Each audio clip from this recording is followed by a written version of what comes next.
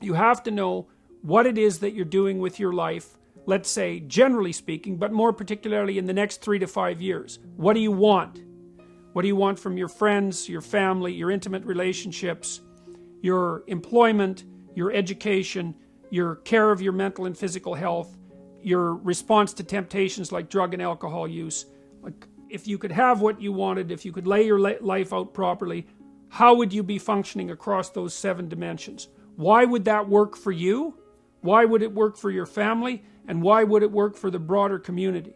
Then that gives you a reason.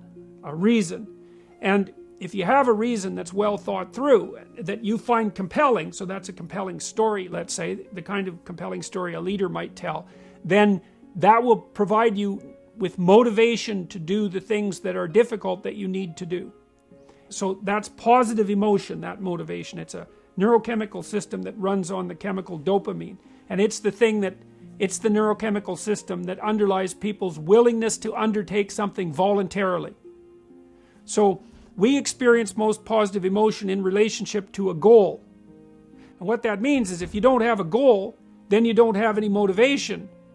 And so what that means is you better have your goals well delineated, because that way you'll be maximally motivated.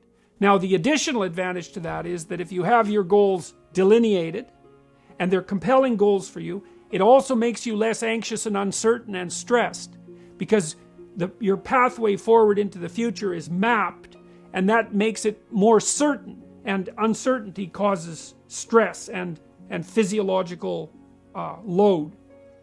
Okay, so you want to have your large-scale vision, you want to have it thought out on a 3 to 5 year basis, you want to have it cover those 7 or so dimensions that we already described. You want to see why it's relevant to you and your family and the broader community. You want to break that down into your monthly, weekly, and daily practices, and if they can be routinized, then so much the better.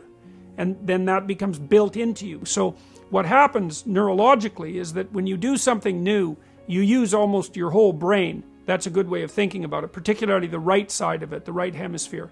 And as you practice something, the amount of your brain you use gets smaller and smaller and moves leftward until you basically build a effective little machine at the back that takes care of it automatically. Routinizing things decreases the cognitive and physiological load.